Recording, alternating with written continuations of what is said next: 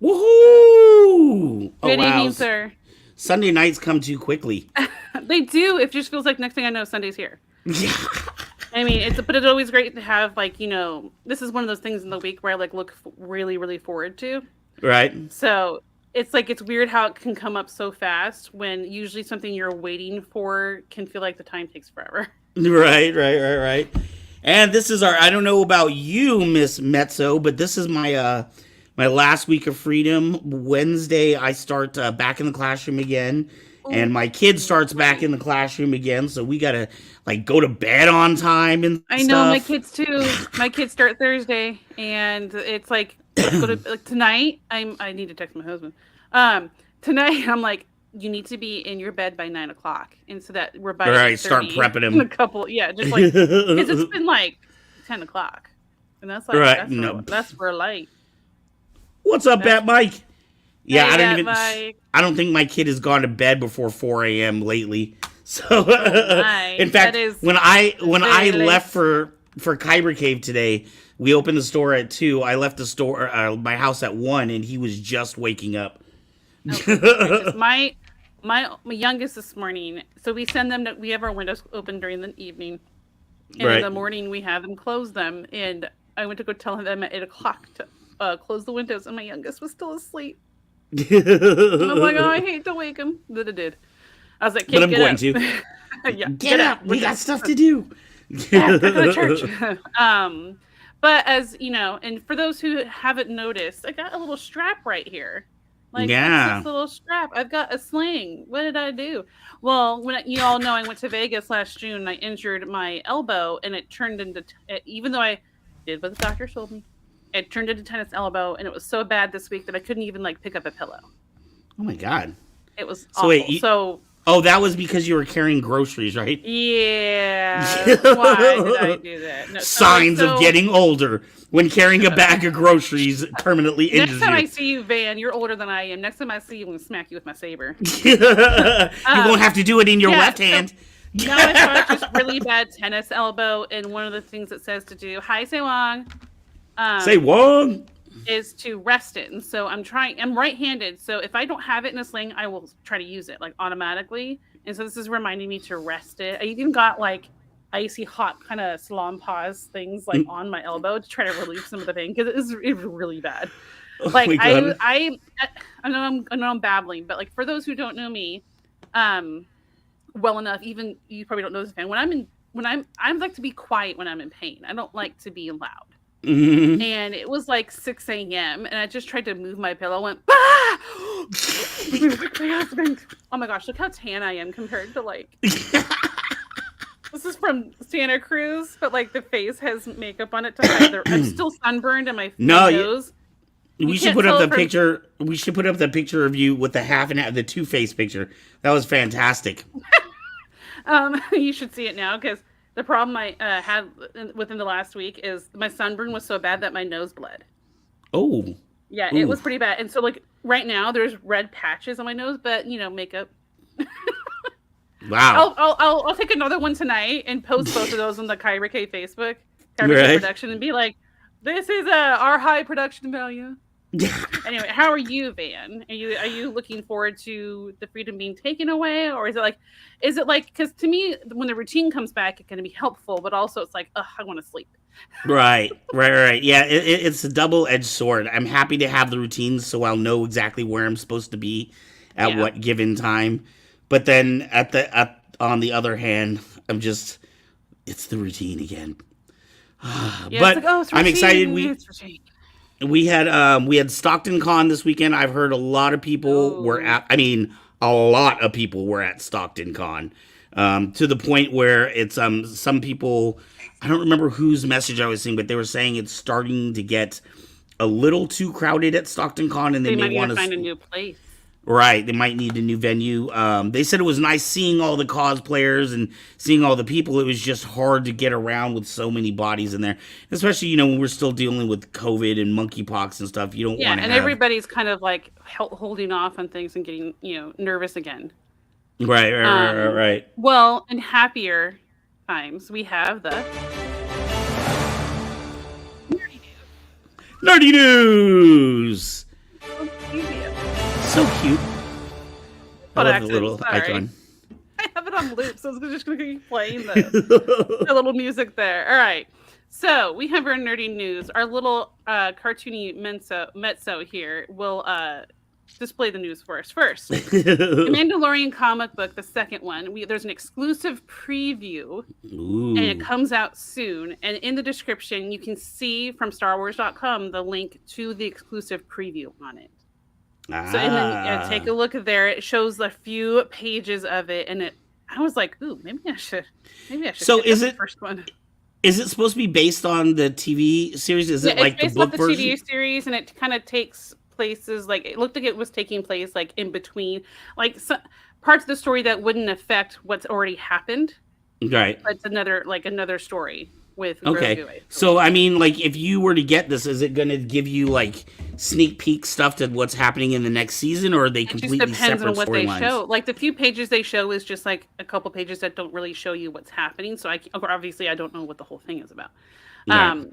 So I guess you'd have to get it and see, or know someone that gets it, or see a review of it afterwards after it's released.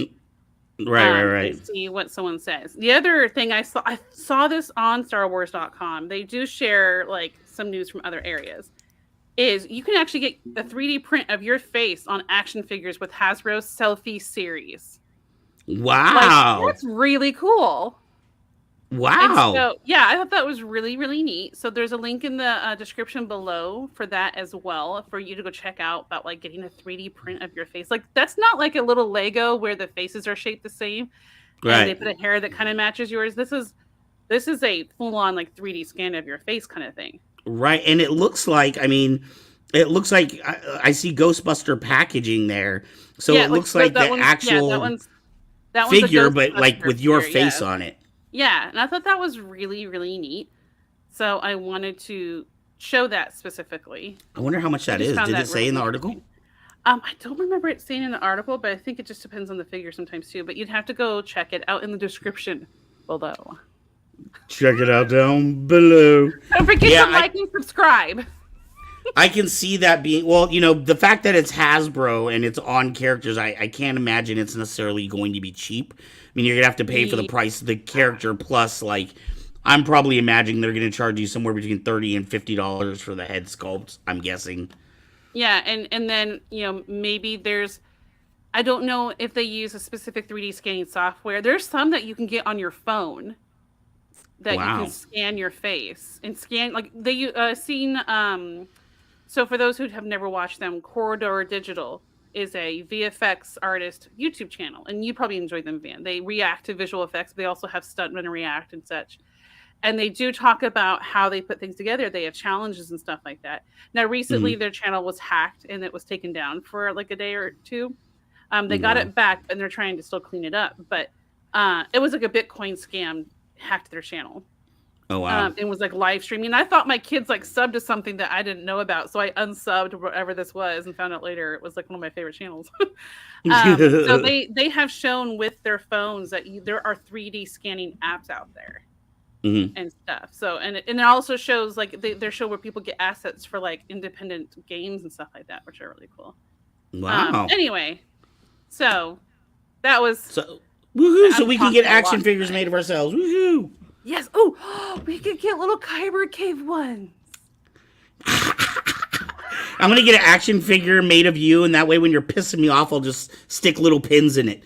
When your lightsaber keychains and stab me with it. Okay, so tonight, normally everybody, we have our flow of the show clip right now, but tonight our flow of the show is also our guest. Woohoo! So, without still brought to you by Mr. James Kaiser. Brought to us by James Kaiser. Thank you so much, James. And here is the intro clip for Jest.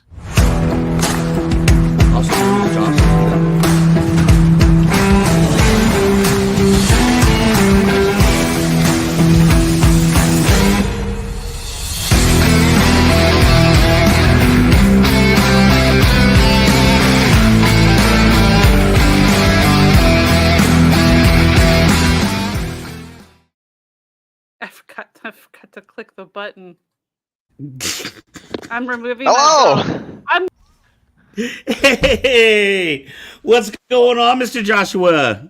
Well, it's good. I just got back from LA actually.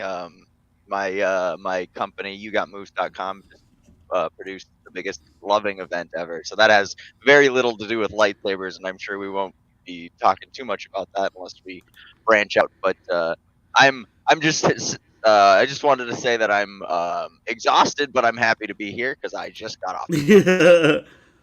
Well, we are happy you're here, and we'll talk a little bit about that. We'll start with what everybody kind of knows you for here, but I definitely am very interested in other things because that's part of the whole person, right? I mean, people that do lightsaber spinning aren't just lightsaber spinners; they have other interests in life, and all of that builds to who you are as a person. So I'm very excited about finding out about all of that. But first off, let me just say thank you for making it in and being tired and still hanging out with us tonight. Absolutely, I wouldn't miss it for the world. So I want to It's good to be ask here. you, how long have you been spinning sabers? How long have you been doing flow? Because now So I want to say, as far as myself, I became aware of you roughly, I want to say maybe 3 months ago. Daniel Masashi. I think he was doing a competition where it was Yep, like that's right. 30 days or 100 days of Mhm. practice or something like that. And I think you were one of the people in that competition, correct? So that's correct. Yeah. So there's like three questions in that statement as far as I'm aware. How long have you Yeah, been sorry. lightsabering? How long have you been flowing? And basically, so to answer all of those questions in form, I've only been doing lightsaber flow little over 6 months now. I Wow. picked up contact lightsabers from the Saber Flux workshop. I bought them back in November. He has a 2 month ish crafting period. They didn't get sent to me until February ish, early February. Right. I got them in my hands. I didn't put them down. Um, So I what did you basically get? We've had Christian on our show a couple of times sure. from Saberflow. Which contact sabers did you get? I just got the standard normal sword style contact sabers. They're Hmm. balanced, with the balance for the contact sword style. Right. And yeah, I picked them up and then I watched a bunch of videos from Michelle C. Smith. Obviously, Saber Mom knows her stuff. And then Spinning Spades is a really, really good resource as well. He's on YouTube and TikTok. His videos are extremely big on YouTube. I don't know why he hasn't blown up on TikTok quite yet. Just probably the algorithm doing algorithm things. But the point is if you look up both of those names, you can understand the tutorial material that I used in order to kind of slingshot myself forward. Now, that being said, I've been flowing for 10 years. I've been doing finger styles, light show, art with my Mm. hands for a very long time. Right. And so I have the capacity to understand what it takes to um, create a technique, a flow technique, Right. break down a flow technique, and Right. then implement that technique into a series of transitions of a series of movements like a Right. form or a routine. And Now, honestly, lightsabers was so much easier to pick up because it's one item that you have to keep track of versus 10. So really. Well, let me ask you that because I am absolutely amazed at your flow, and in fact, you do a move that I've never seen any like even like Daniel Masashi or Christian Castro, Matt Torres. You do a move that I've never seen anybody else do where it's a double sided saber and you go like this and then it splits in half. so And go Yeah, ahead. the fun thing about that is it's nothing special. It's just an angel roll. So if you Hmm. look up the angel roll tutorial, you'll see that it uses a balance point on your elbow crotch here, your Right. shoulders, and then the other one, and it just rolls across your shoulder if you hit it right. Right. But the only thing I'm doing is I'm gripping two different swords or two different sabers at So the you're same doing it time, by and hand. yeah, yeah. There's Ah. there's nothing connecting those Okay. two sabers. I was trying to figure. I was like, dude, is it magnets? Like, how is he Nope. holding those things That's together? that's my favorite comment on all of the TikTok videos, on all the short videos is it's got to be magnets. It's got to be magnets. The internet has a amazing propensity to attribute to magnets things that they just don't understand. Things that look like, how is he doing that? I can't explain it. Obviously, it's magnets. Right, well, I love that. Mezzo says That's my favorite. it's actually magic, is what it is. Correct. Yes. I am an IRL Force user. The Force patch notes dropped recently. You have to go in and tweak your user settings, but when you launch, then you can download the IRL Force powers. So that's how that I like it. I'm gonna have to get over there. works. So now I want to ask you though, because I mean, obviously the moves you do. You said you've only been playing with sabers per se for the last 6 months, but right. there's no way, even with just finger, because yes, I understand that you can understand flow and the process and how to build your steps, but working with your fingers and rolling off your arms or using the rest of your body, I've got to see as two completely different art forms.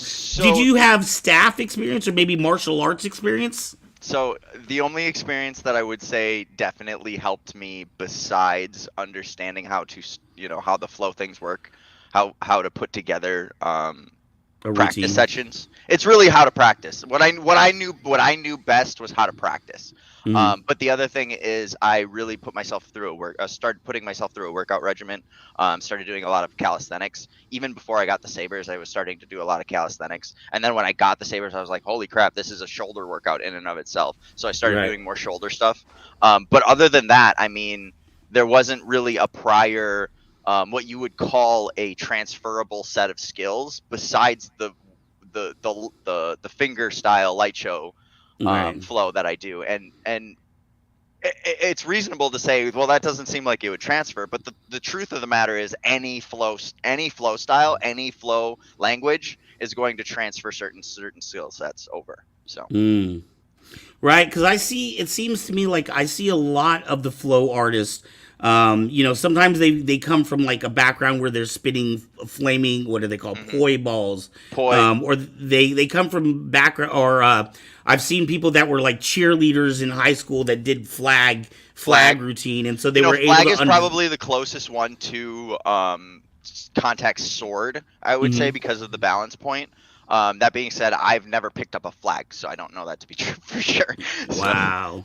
from what I've seen, I do enough research watching things. That's another part of the routine is I'll practice something until I'm comfortable with it and I get bored with it, and then I'll look for something specific. Wow.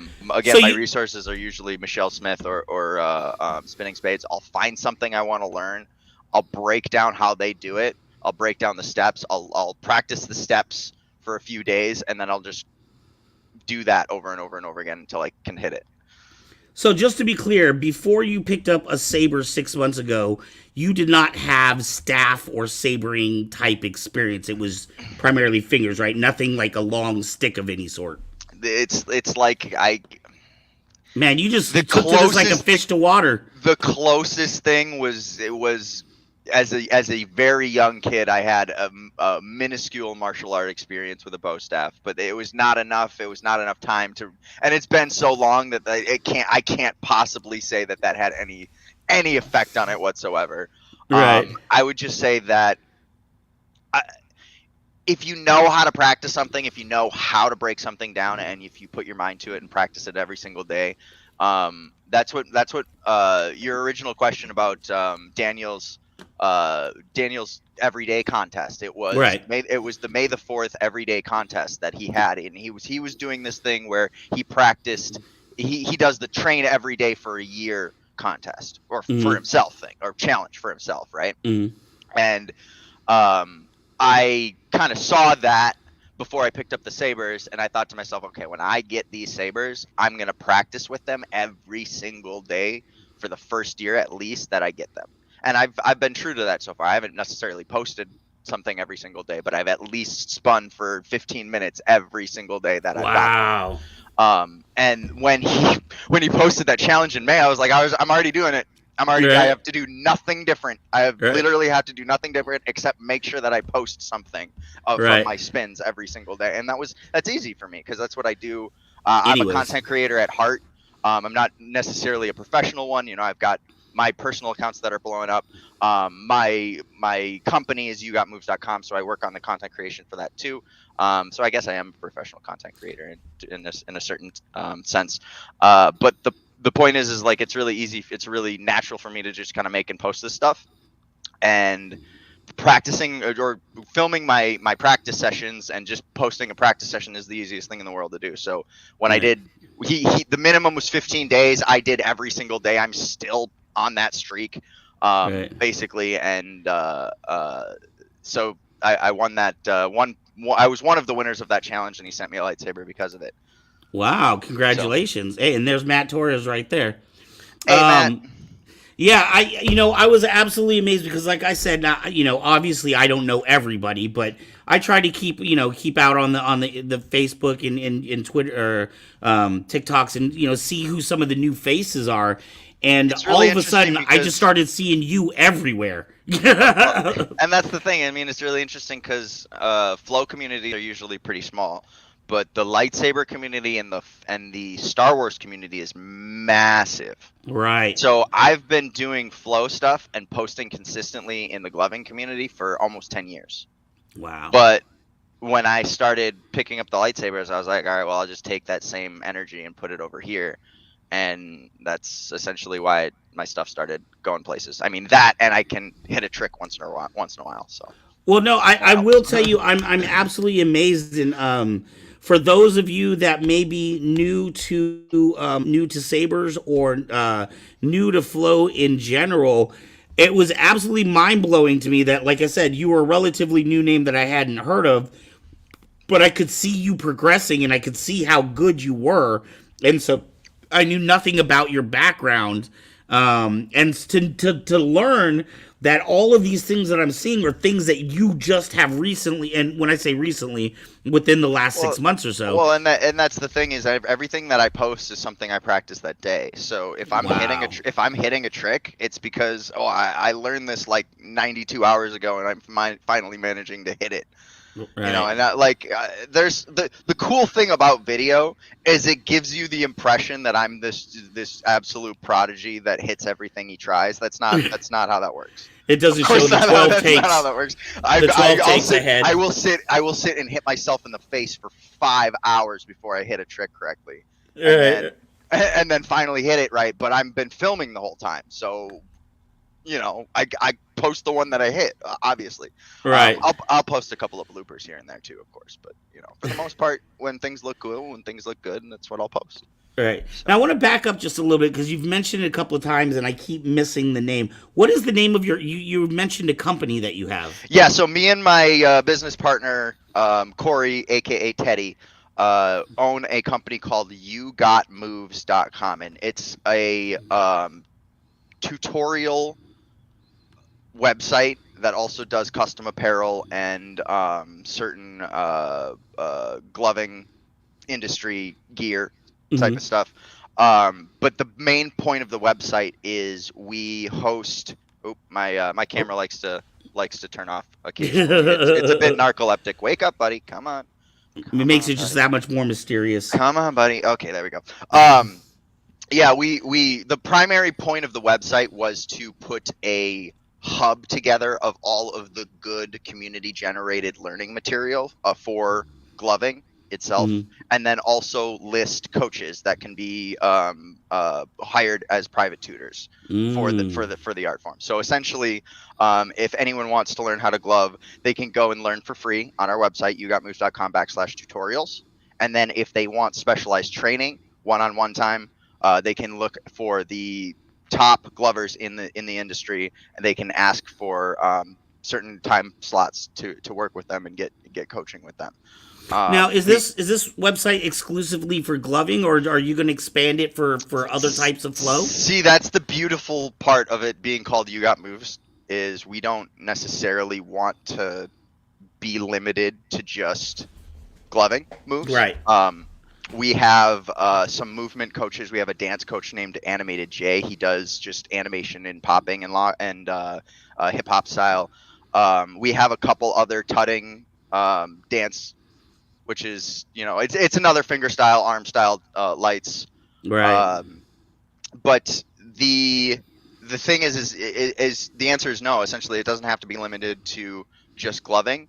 And if we had an interested party that wanted to provide their learning material or their information in order to be hireable as a coach, we'd be open to we'd obviously vet their material first to see Right. if it's up to standard, and then we would absolutely put them into our repertoire database, Rolodex, whatever word you want to choose there. See, there you go, Matt Torres. Got another job opportunity for you there. Yeah, So- Matt, heads up. Let us know. So, do you find you do the contact sabering? Do you do like do you practice, say, the different forms and more of, say, a fighting style as well, or do you do choreography? I'm working into that. Actually, I have some stage fighting background, very minuscule. I used to do a little bit. So my progression went from magician. Actually, I did close up magic for 10 plus years, from in my teenage years to my early 20s. I got into acting, stage combat a little bit, and then I found gloving and kind of just poured my entire early 20s into learning gloving and traveling around. And I got sponsored by a company that makes the lights. And then, shameless plug, I wrote the only book on gloving, Mastering the Art of Gloving, the literal handbook. Oh, wow. Yeah, so that's what I spent the last few years doing. And then I found lightsabers, so then I kind of just shifted. Really quick, could you hold that book up again? Yeah, absolutely. Mezzo, do you think we could get a link for that down below? Mastering the Art of Gloving. The literal handbook. Yeah. So the link for it is yougotmoves.com/handbook. Okay. Handbook. So it's a very simple link. You can put that in the chat. Obviously, I'll sign every copy. There was only 500 copies in the first run. There's only 100 left. So we did pretty decent with that. Art, now, as far as the gloving community, you've said you've been doing this for 10 years. I would imagine, seeing how good you are at flow, I would imagine that you're probably a pretty big name in the gloving community. Am I correct on that? Well, again, I wrote the only book, so I got that going for me. I can say I am the author. But no, I spent a lot of time doing gloving. I got sponsored by Amazing Lights. Amazing Lights was the biggest light show company for a long period of time. Rest in peace. They're not dead, but they're, whatever. Well, that's another conversation. Anyways, I got sponsored by them back in 2015, actually. I spent a lot of time traveling, going to festivals, doing light shows there. I've taught a lot of lessons. I've won a lot of competitions with it. So it's safe to say that I'm fairly well known in the gloving community. Wow.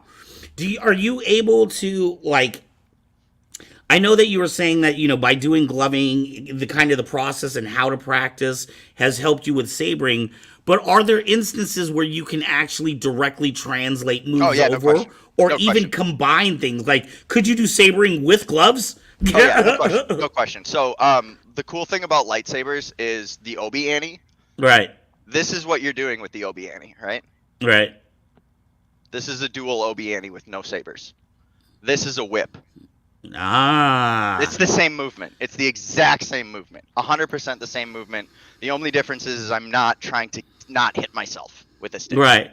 So, right. Like I said, all flow arts have certain transferable skills. It's just a matter of trying to connect those dots. Right.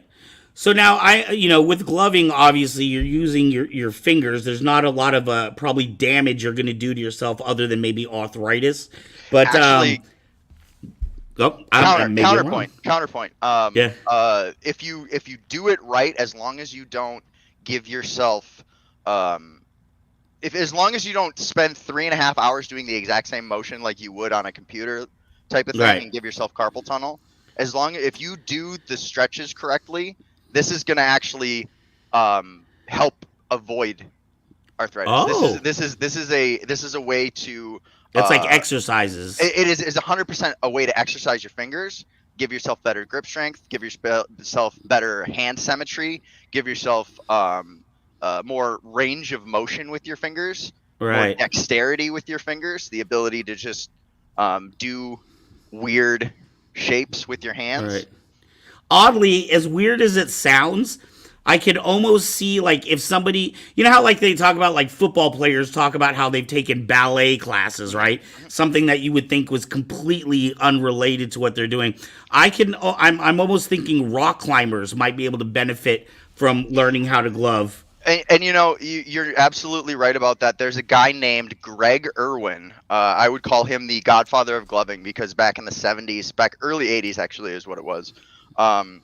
He put together a finger fitness routine where it was a videotape series of like 20 minutes of different stretches and poses and finger movements and all this stuff. And he marketed it to professionals like dentists, surgeons, Oh people who wow! worked on computers, all this stuff. And then glovers found it. They picked up on it. They're like, let's put lights on our hands and then do this in each other's faces. It'll be Right. great. They were 100% correct about that. Wow, that is absolutely amazing. So okay, now here's another thing that I'm thinking about. You kind of, as far as flow goes, you got your start in gloving, right? Correct. Okay, so I was making the comment about other than arthritis, there's not a lot of damage you're going to do to yourself. Right. Whereas with a saber, when you're spinning that around your head, you're going to do a lot of damage to yourself. That's was it very possible. discouraging for you in the beginning? Were you taking a lot of hits and not not necessarily? Because I know things like flow. I mean, obviously you make it look easy, but to make it look easy, it takes months to get there. It takes a lot of physical damage in order to make it look easy. Your health meter's going down. That's correct. The stamina. There's certain days. You have good days and you have bad days. The 3 days before I hit the matrix or the half matrix, really, it's not even perfect yet. But the 3 days before I actually hit a decent one on film, I had hit myself in the face for 15 minutes straight. Didn't hit any other tricks. Right. 15 minutes straight, and I was like, I'm done. That's it. I'm not doing it. That's my practice session for the day. It's just me hitting myself. That's it. Right. So, I mean, it can get discouraging, but it's also a matter of how much do you want this? Right. Have you now? You said the first contact sabers you picked up were Christian Castro's. I mean, I imagine that's kind of like going to Disney World the first time you've ever ridden an amusement ride. You went into the very best. Have you tried other brands, or have you just stuck with this brand? No, here's the thing. I don't wish I tried other brands because Christian's sabers best. are the best sabers. Like, right. But what I mean by when I say I wish I tried other brands is I wish there were other brands to try. I couldn't find anything else. I mean, I guess that's kind of true. I would have loved to. I couldn't bring myself to just buy a lightsaber that does the noise and the flashing and the whatnot because they're cool and all. Right. Don't get me wrong, but that's not where my interest is. My interest is in the flow aspect of it. Right. So I was looking for the last 7 years. I was looking to buy a flow saber by New Agent. Flow Saber is out of business now. They just recently did a post about selling off the last little pieces they had. Hopefully, maybe I'll get a hilt. If I could get one of their hilts, that would be extremely cool. But no, I was on their mailing list for 7 years, waiting for them to do another batch, and then I never got around to it. So, wow. I would have loved to. I would have loved to try another company if there was another company to try. Right. So for those in the audience who may not know all the terminology and things like that, one of the things, and for those that may not have seen the interviews that we've done with Christian Castro, so the saber that you have specifically is a contact saber, and contact sabers are meant to kind of roll around your body or different parts of things. Do you have a saber that you like? Do you do things like flipping it in the air and catching things behind your back, or is it primarily body work? I'm working more into the flips. I'm working into some flips and catches and whatnot. It's definitely more seductive. It's more sexy to do the contact stuff that I've learned so far because especially the stuff that I'm actually starting to hit consistently. There's a survivorship bias. It's like when the planes get shot down, they end up reinforcing the wrong spots. Well, all the tricks that survived my process of learning, those are the ones that are going to get reinforced because obviously I can do them more. But right. Yeah, I'm working into it a little bit more. So, I want to do more flips. I want to do more flips and catches, and I want to specifically I want to do more combat looking form routines, and then add the contact stuff into that. I have a friend of mine who is extremely good at flow as well. Mm-hmm. He has been doing dragon staff for a long time, and I handed him my lightsaber, and he was like instantly amazing with it. So Right. he and I are planning out a couple of sessions to choreograph some fights and add the contact into it and put that together, and maybe do something with that on social media. Right. How do you feel about I saw one video with Daniel Masashi where he was using things like rice hats, and he was using fans to do flow. How do you feel about other types of non-traditional flow objects? Anything that people can wave around and make look pretty, I'm 100% for. I have been a huge fan and supporter of hoop girls, hoop boys too, but hoopers in general. I love watching people who can spin poi. One of my really good hometown friends. His name is Apocalypse, like apocalypse, but Apocalypse on TikTok. Shout out to him. He's got like 300,000 followers because he's just absolutely goated with the poi. Wow. I've spent like I said, I've spent the last 10 years gloving, but that doesn't mean I've spent the last 10 years only looking at glove shows, because anything that's pretty and colorful and makes cool patterns, I'm watching that. Right. We actually had the one that I was surprised on. We had Mary Gibbs on our show.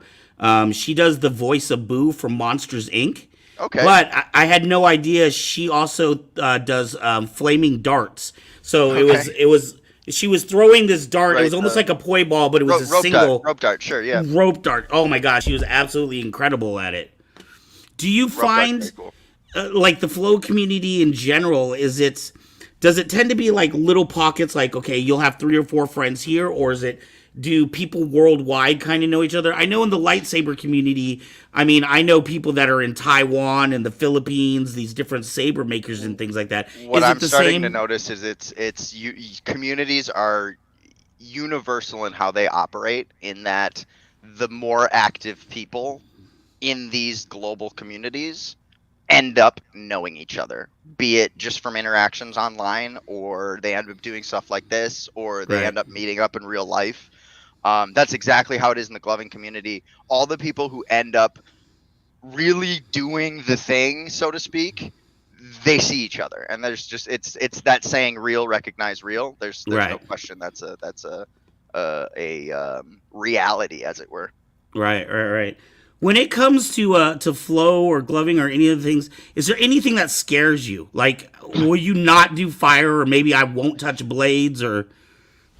It's not that I'm scared, but I have a certain respect for both of those things. I'm not gonna get an actual bladed contact saber or sword until I'm comfortable enough not dropping it and not, hitting myself on a regular basis. I would love to get one because it's gorgeous. Fire, basically same story. The only thing holding me back from getting fire sticks or fire sabers, fire swords, is cost and source. I just haven't done it yet. So. And your hair's too short. One of the things I seem to notice about fire spinners, they all have long hair. You have to. I don't know how they do it. You have to have a certain amount of hippie cred in order to spin fire. That's a fact. So I need to get my shit cred up. No question. All right. Do you watch other saber video, or other flow artists or other videos and try to look for tricks that you want to try, or do you come up with things on your own that you're like, oh, you know what, maybe if I combine this with that, it'll be this whole new thing? The answer is yes. I'm gonna watch other people. I'm gonna watch certain names, particularly. I'll do my research. I'll look for trick names. I'll look for people doing those trick names, and then I'll look just for talent. Like I said, I've mentioned her 3 times already. Michelle C. Smith. If you don't know who she is, why are you even spinning a lightsaber? Okay, and a full disclaimer, tonight we were supposed to have Michelle C. Smith on tonight. Which is crazy to me that you guys are like, we can't get Michelle. Let's get Josh instead. All right, I'm here for it. Hi, Michelle. That shows you how much respect we have for the work that you do, my friend. We're putting you up there with Michelle. I appreciate that very much. The fact that she gets tagged in my videos on a semi-frequent basis is both humbling and it's just like instant serotonin when you see that comment pop up. You know how it is. Right. Are there any moves that you've watched or seen from other artists that you've really been trying to work at, or that is on your list of, okay, as soon as I nail this one, I'm really gonna try that move over there? So again, hi Michelle. She just has so much stuff that is inspirational. Like it's hard to say specific trick names, but other than the Matrix, which is what I'm trying to do right now, I'm trying to get the Matrix with the saber all the way around my chest. I'm getting it cleanly to the point where I can catch it with my other hand, but I can't get it to roll around my other armpit and back into the like continuous one. Right. The whole thing.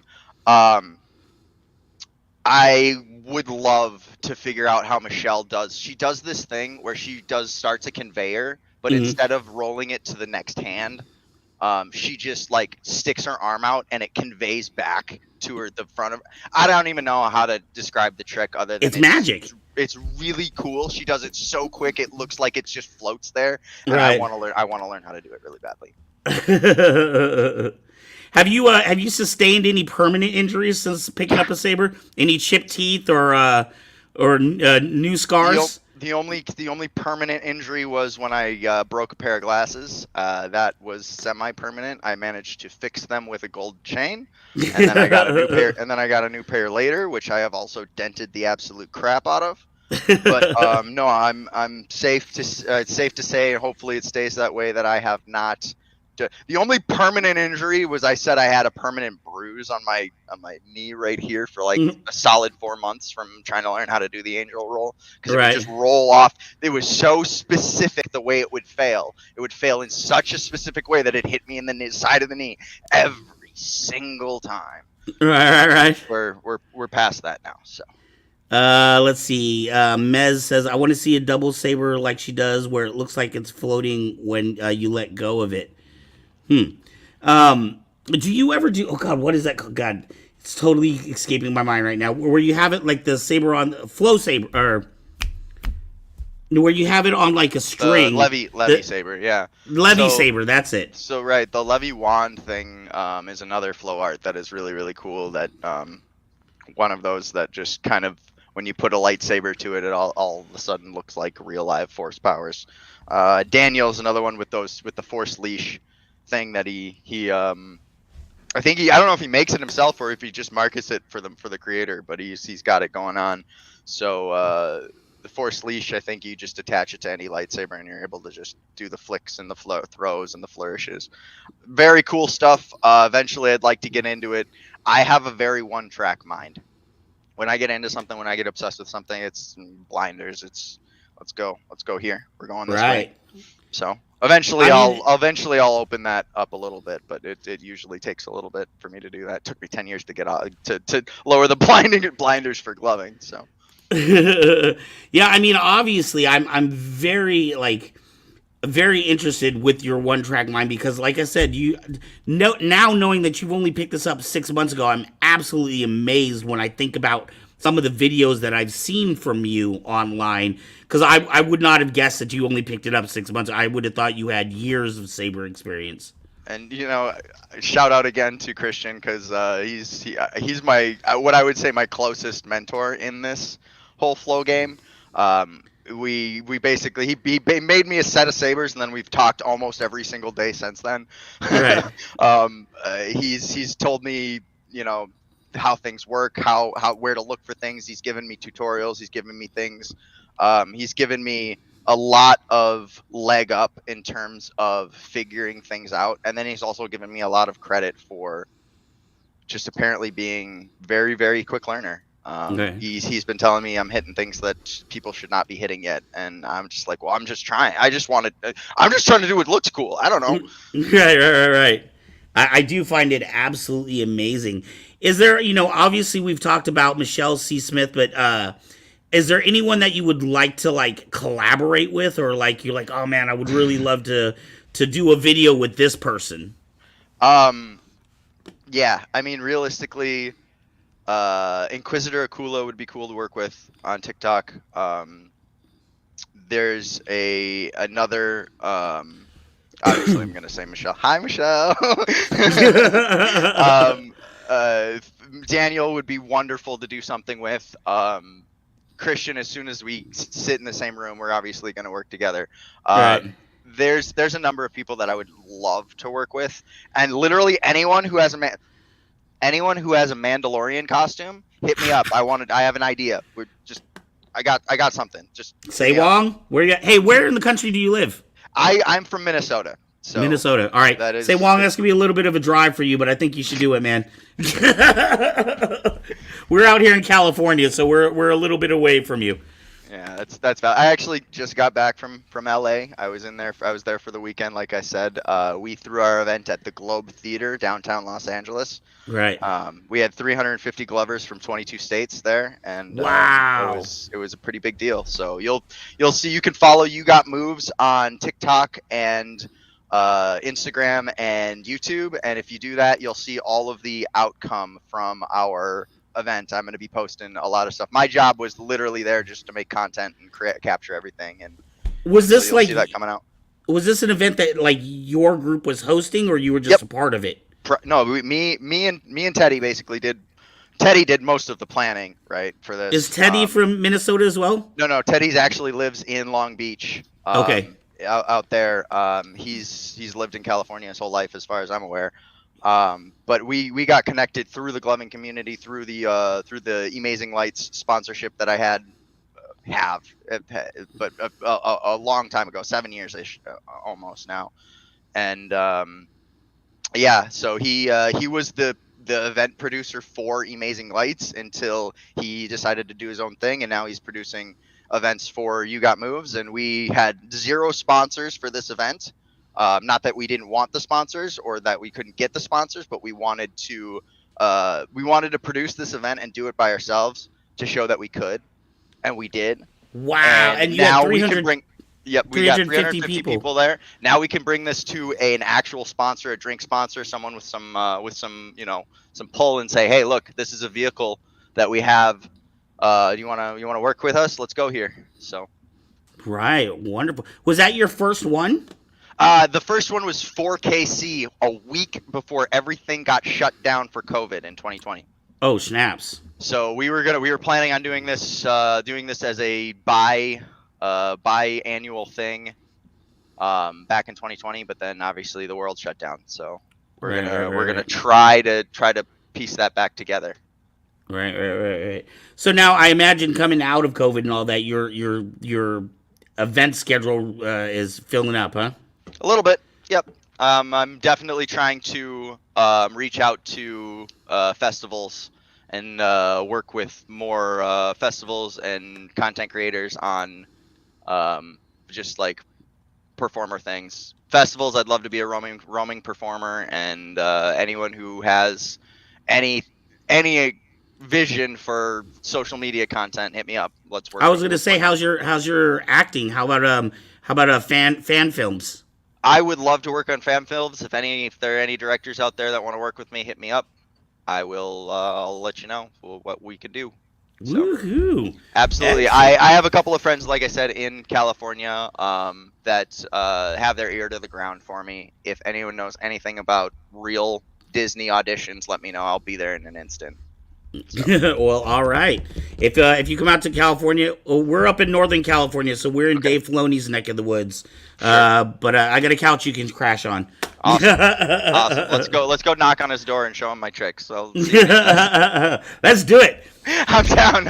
I'm there for it. All right. So when we first came into this interview, I can't remember what we were I don't know. I think we were talking about your business, so we may have covered it already. But I was going to ask you what other types of interests that you have, in your free time when you're not flowing or doing gloving. Like, oh man, so lately it's been pretty full of gloving, exercising, and. Are you a musician at all?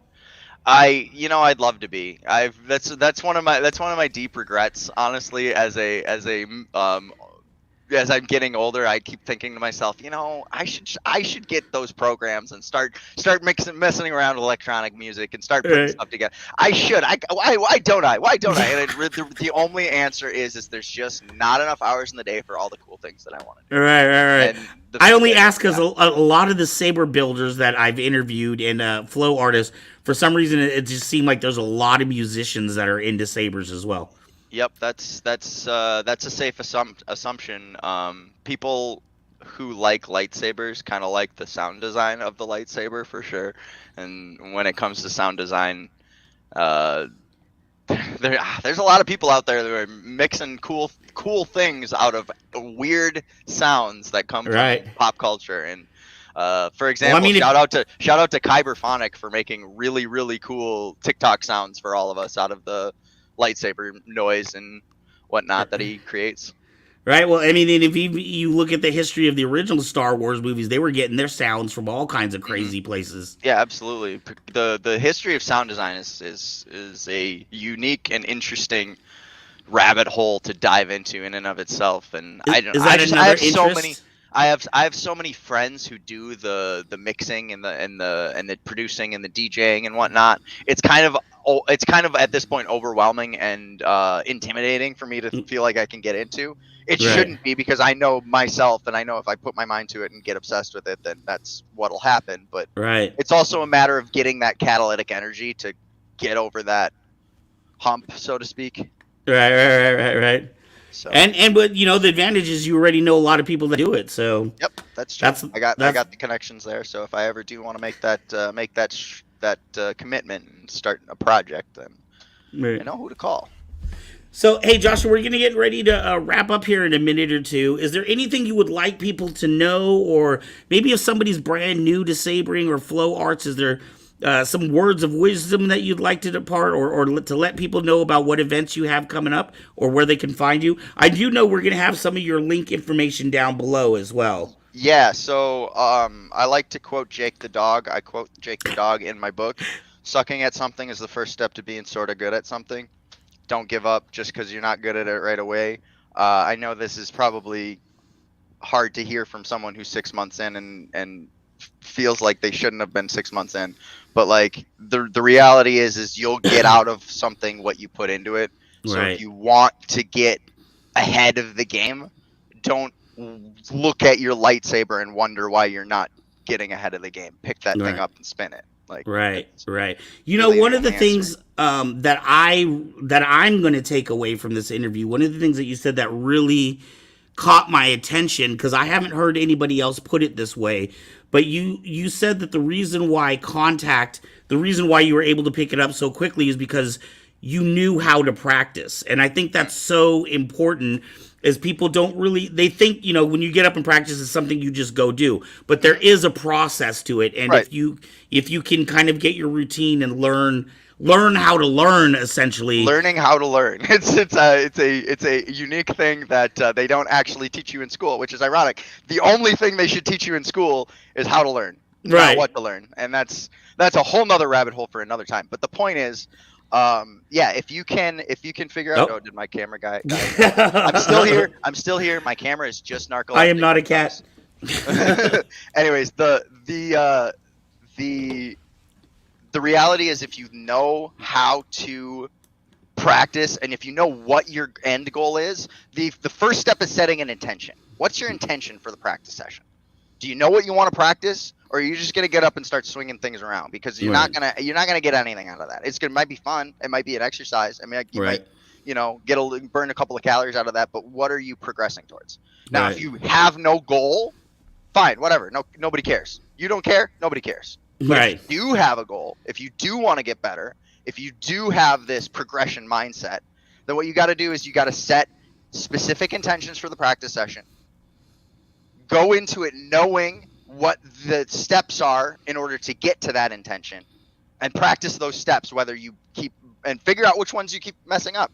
The ones that you mess up consistently, practice those ones more. So just from my understanding, let's say you intend to do an hour exercise session today or practice session.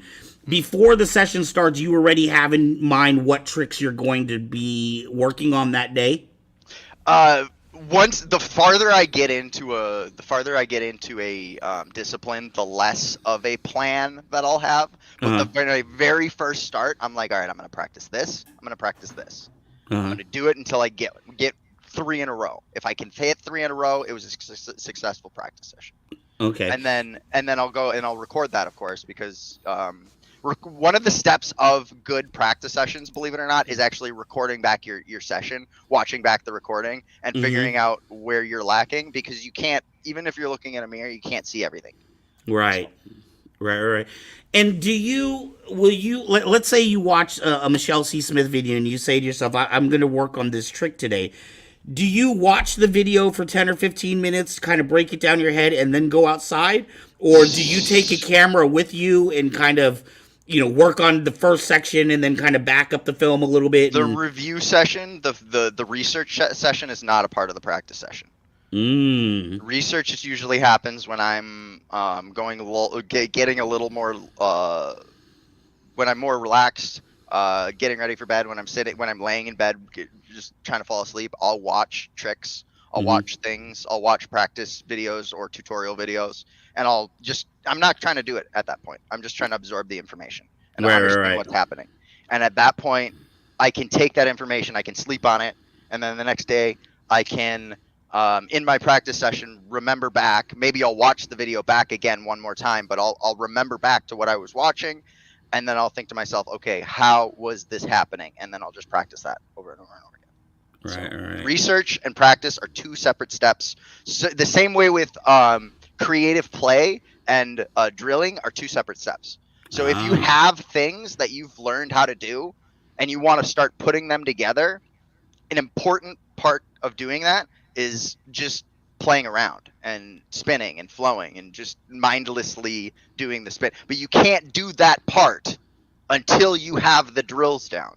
Until you have the structure, you can't be unstructured. Until you have the rules, you can't break rules. You have no rules to break, you can't break them. Right. So. And in that vein, like, for example, you just got back from the show in LA this weekend. When you go up to perform, let's say you're doing, I don't know, a 5-minute gloving performance or something. I don't know how long a typical performance is, but let's say it's okay. Actually, this was actually a competition. So, but what was happening this whole time was people were going head to head, throwing about a minute and a half worth of concepts at each other, and then switching places and doing it again. And then there's judges in the back deciding, who. It's essentially like a dance battle, except a little bit more intimate. I was gonna say it sounds like sign language battle rap. Yes. Yes, 100%. I love that so much. I'm gonna clip that and I'm gonna put that somewhere. I love. It's yours. You can take it. I love that very much. So my question is then, let's say you're going into this competition, right? You got to do a minute and a half. At home, have you prepared a minute and a half routine, or are you just getting out there, just living in the moment, just doing what you feel like doing? So the answer to that again is yes. So it depends on who you are. If you're asking me personally, I tend to choreograph more than freestyle. So what I'll do is I create scale drills, cap drills, what are called CAP, continuous action patterns. What they do is they start where they end. And a perfect example of that is here's an example. So the move starts here. It goes 1, 2, 3, 4. Switch 1, 2, 3, 4. Switch, and then it's back to where it starts. So that is a pattern that continuously repeats. What I'll do is I'll create a bunch of those and then figure out how to link those together. And then essentially what I can do is I can just brainlessly do those moves, and then I'm listening for the music. Right. So I can dance, I can hit beats doing those things brainlessly without any effort because I've worked them into my memory, and then I'll throw it to whatever song comes on because I know how to listen for the beats and the cues in the music. Matt, you know what? This is gonna sound extremely like stupid, but I never even considered music when doing like the gloving, like being able to hit, the lights on beats, certain beats and things like Oh, that. that's a big part of it. That's a big part of where the magic comes from, is trying to bring the sound. It's like those music visualizers that you get stuck watching on your computer. Right, You're right, trying to right. bring the sounds to life, and that's essentially what we're doing. We're taking persistence of vision illusions, trail patterns, and we're timing it to music in order to make it look the music is just making, or if you're really, really, really good at it, the movement, it looks like the movement is making the music. That's when you Wow. transcend. That's when you transcend and become goated, absolutely god tier at any dance form, but gloving in particular too. Right, right, right. Now, your competition that you had this last weekend, was it is that a private thing, or can people go online and watch that competition? Yeah, absolutely. Go to You Got Moves on YouTube. You Got Moves Gloving. Type in You Got Moves Gloving. You should be able to find the YouTube channel. I believe we streamed all of the stuff there. We will also have all the matches posted soon.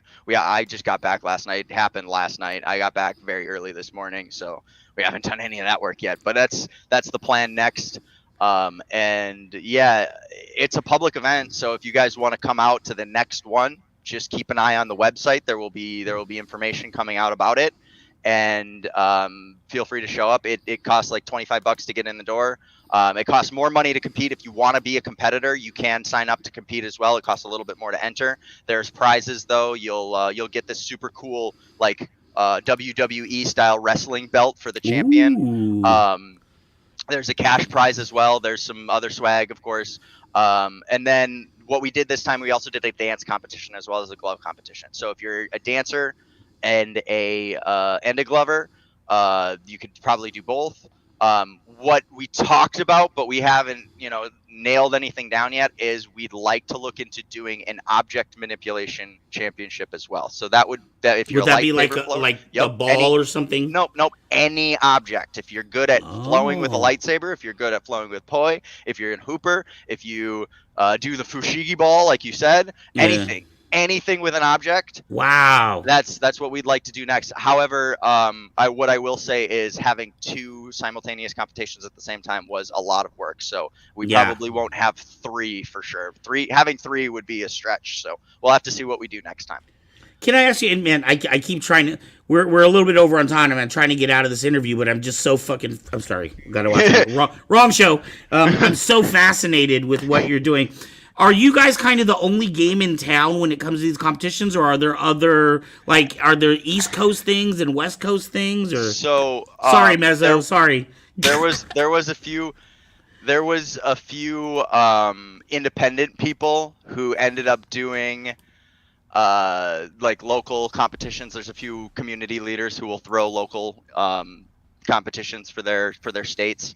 As far as are things called the Global Gloving Gauntlet, there's nothing of this scale. There was, like I said, I've mentioned them a few times. Amazing Lights, use code Just3M at Amazing Lights for a 10% discount. They used to do a thing called International Gloving Competition. They did it from 2012 to 2016. And then there was a number of things that just happened, of circumstances that just kind of that got pushed to the wayside, and they stopped doing it. We picked up that slack because we said glovers want this. They deserve this. Gloving needs it as a thing for people to come and meet, and it's like GloveCon. Like, it needs to happen somewhere. And so we picked up the slack, and we did it this year without sponsors in order to prove to ourselves we can do it without burning a hole in our pocket, and not without coming out, so far behind that it's not worth doing. Right. And we did that, and now we can present it to a sponsor and say, hey, let's go here. Wow, that is absolutely amazing.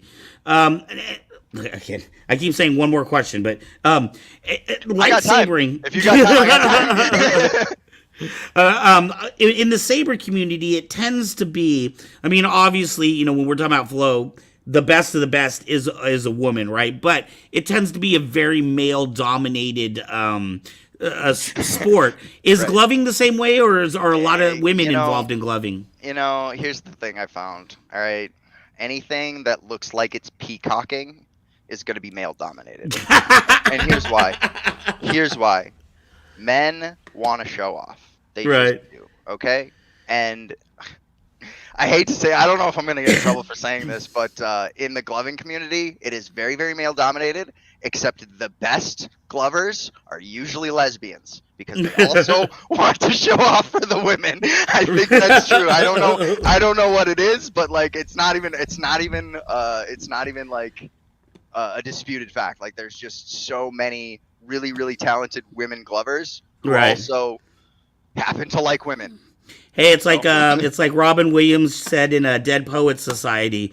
The point of poetry is to woo women, right? I guess that's exactly what it is. The only reason we show off so much is so that we can find the right person who likes us for what we're doing. So maybe it's so we can find someone who likes us for us, but also showing off is fun too. So. Well, you know what? You don't ever have to worry. You got a whole bunch of people over here at Kyber Cave that like you just how you are. I appreciate that. Hey, I want to, Joshua, I have had such a fun time talking to you tonight. Really quickly, I want to say what's up to Steve out there in Burning Man. Please do not burn yourself, my friend. He's a fireman, which is kind of a funny joke. At any rate, I want to thank you so much. I've had so much fun talking to you tonight. I feel like I've learned a tremendous amount. I feel like I could go on for another 5 hours, but I got time. Let me know, man. I'll come back on. I definitely will definitely have you back on. Please, when you have, because we do, and I don't know if you've ever watched our show before, but you've actually been on our show a couple of times. Yeah, I watched the one that the first time you guys sent me a video or the first time I think it was James sent me something to say, hey, can we use this? And I was like, yeah. And then I watched the video of you guys doing it, running it back. So I appreciate that very much. So yeah, no, as far as I know, we're one of the few places that has a flow segment every single week where we try to introduce people to the different flow people out there, because it is a smaller community within the Saber community. I will say I've seen it, especially over quarantine, explode and grow a lot faster. But when you compare it to the rest of the Saber community, it is still a small community. So I want to make sure you guys get highlighted as much as possible. And I have been absolutely amazed watching you grow, especially since, like I said, I'd only found out about you just a few months ago. So I will be more than ecstatic to see where you go from here. Well, that's the goal, man, is just keep doing it until I can, like I said, man, anyone who has to get an ear to the ground for Disney auditions, let me know. That's really the goal, is to get popular enough that the comments of, this guy needs to be in the next Star Wars, which is my favorite comment, by the way. Thank you to everyone who's ever put one of those on my videos. That's the goal. I'd love to be in Star Wars, any capacity. Stunts, that'd be the absolute dream, but I will be a background character. I do not care. See, what we need is a mix of the Star Wars movies and the martial arts movies, like the Crouching Tiger, and if we can get that, like another thing that I've actually really I've only seen a few people doing it, but I want to get somebody on to talk to them, is parkour, sabering parkour, which is a whole nother thing. Right. Anything that is active and martial is going to look cool with a big glow stick trailing behind you. I'm sorry. Anything that involves LEDs with color is going to instantly make activity movement look cooler. Right. You can quote me on that. I will stand by it. You can hold me to it. I stand by it. Right. And I will have to agree with you. All right, Joshua, I'm actually going to let you go this time. Thank you so much. It has been absolutely fantastic talking to you. It's been a blast for me as well. I look forward to having you on again. For everybody out there, make sure to check out Joshua Pilla's stuff on TikTok, YouTube. We've got all the links down below. Is it You Can Move? Oh, make sure to check it. You got moves. YouGotMoves.com/handbook for the book. There's a couple other stuff on there to check out. Check out our tutorials and our private tutoring lessons as well. But yeah, I appreciate all of your time and your questions and your enthusiasm. It's been great. Hey, thank you so much. We're definitely going to have you on again. Bless. See you soon. All right. Have a beautiful night. Peace. All right, Mr.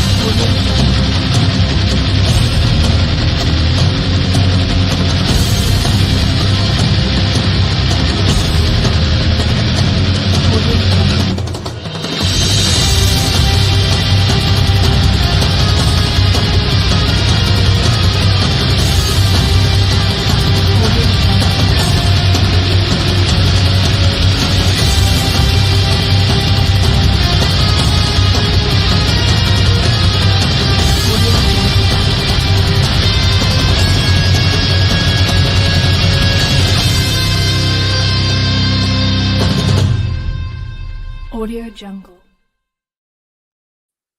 That was really weird. The song, I downloaded it from my subscription service, and it kept the watermark sound on top of it. With the audio jungle thing? Yes. Oh, so weird. I thought that was just like some...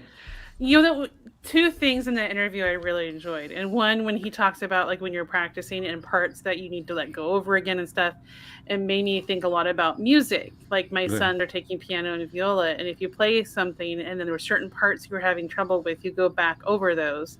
So I made the comment that Josh was like is like a musician of flow.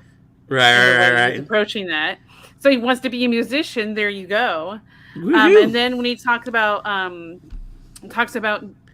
move so well you don't even have to think about it. Right.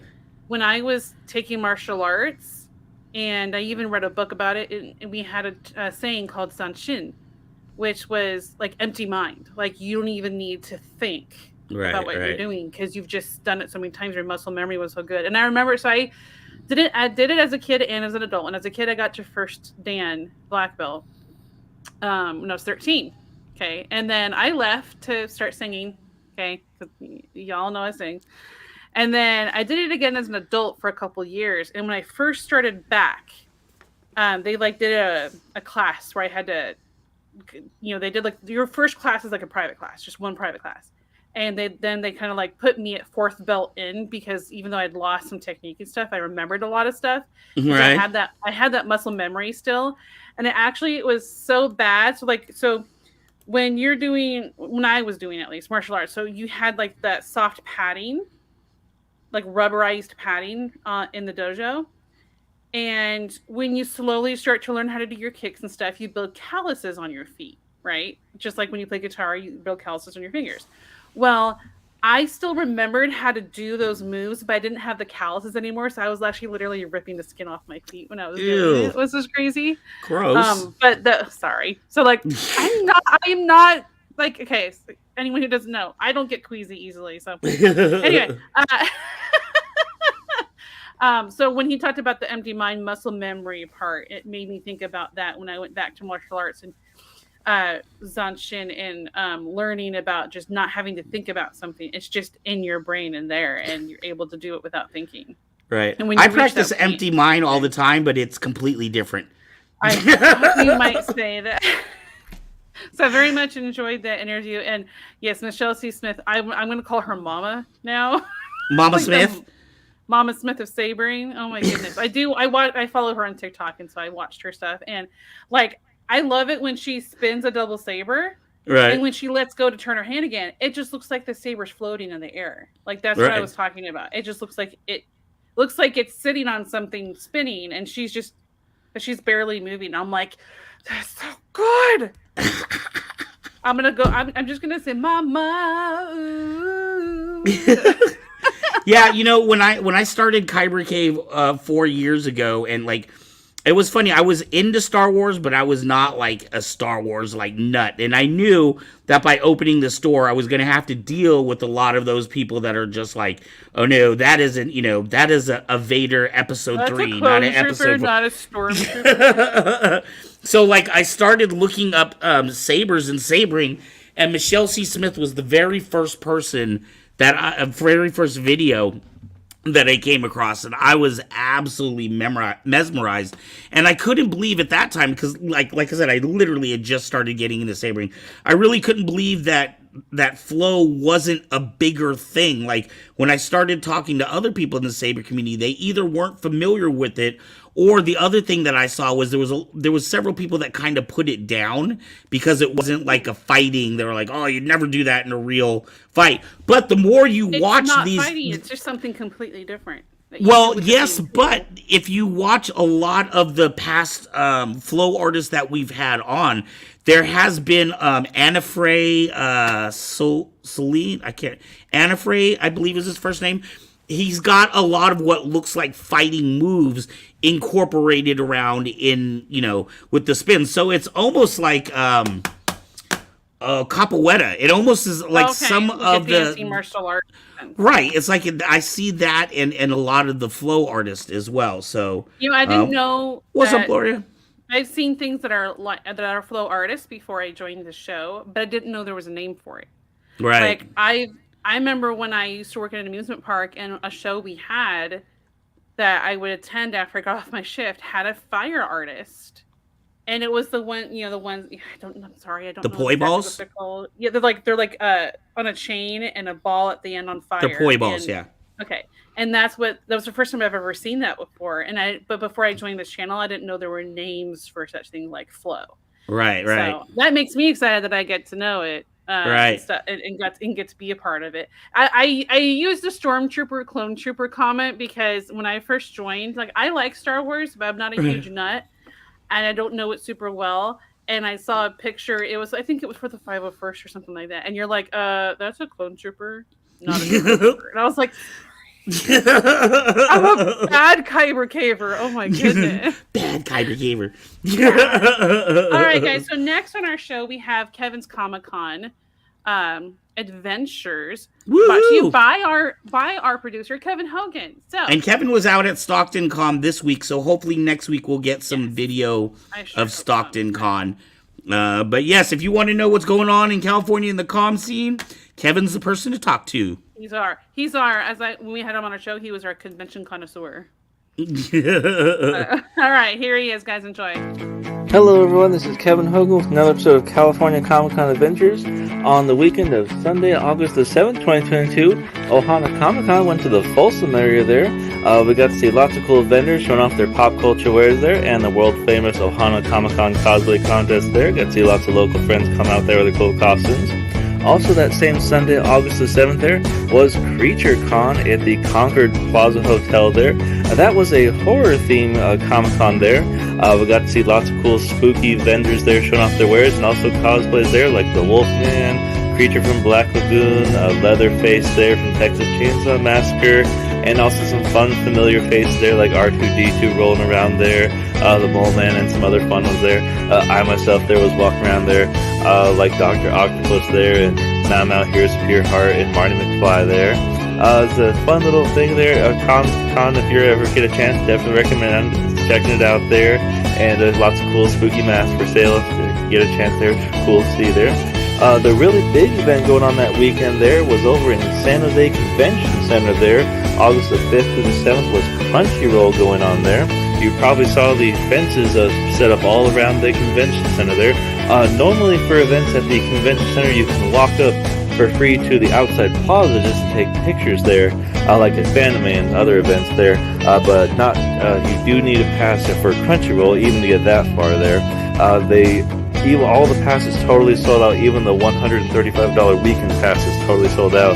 There were lots of cool cosplays there. There were gatherings. They were very impressive there. And they had these really large displays of video game characters on the inside of the building. They even had these otaku cars on the inside of the building with these great paint jobs detailed all over the outside of the cars there of the anime characters on display right next to vendors. It was very impressive. And for anyone looking forward to upcoming events, on Saturday, August the 20th, is going to be the Super Toy and Comic Book Show at the Alameda County Fairgrounds in Pleasanton. Also on August the 20th is going to be the Renaissance Fair. That's over in Plymouth there. And definitely want to get those Harry Potter and time travel cosplays out for that one there. Also on August the 20th is the Beacon Blender down in Clovis at the Sierra Vista Mall. That's like a free Comic-Con where you get to walk around the mall there where the regular stores are open in the mall there, but all the vendors are down in the middle of the mall there. And Ohana Comic-Con returns to the Antioch High School on Sunday, August 21st. And also on Sunday, August 21st is the San Jose Comic-Con at the Holiday Inn in San Jose there. Well, thanks for watching. Hope you enjoyed the pics, and keep working on those cosplays, and we'll see you out there at next Comic-Con.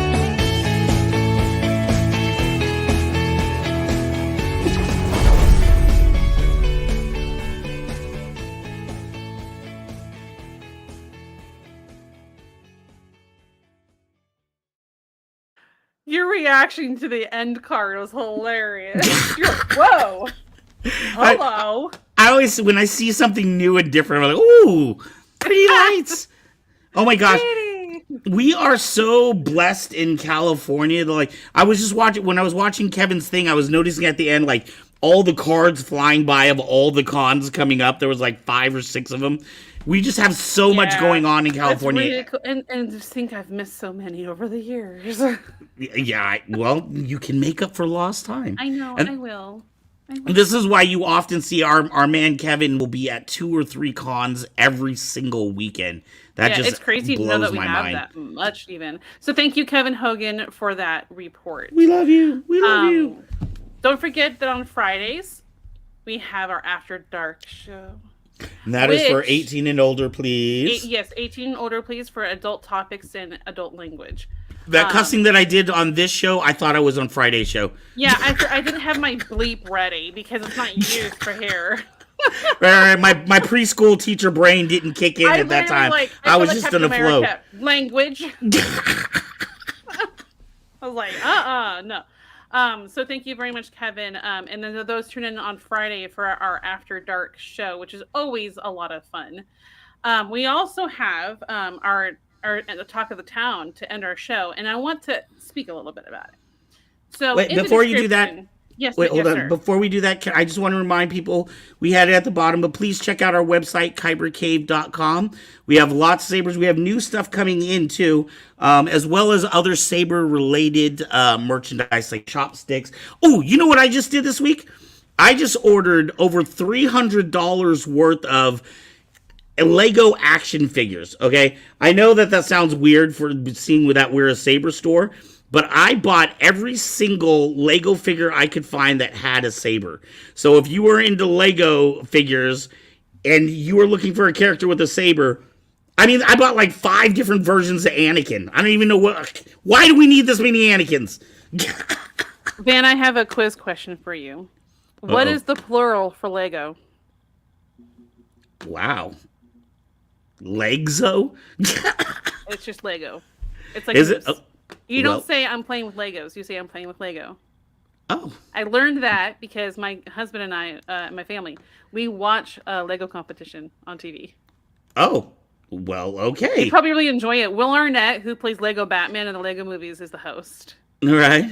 Yeah. Burning Man is like Lego. Woodstock of 1969. Yes, I wish I could be at. I've never been to a Burning Man. Make a I'm heart. probably too old to ever go to a Burning Man. Lego Man. So the talk of the town that I want to talk about is from Beyond the Brick, which is actually like a master Lego builders. Mhm. And I found their TikTok, and it was really cool. Ooh. And then I found, when I was looking for nerdy news topics, I found an article about it.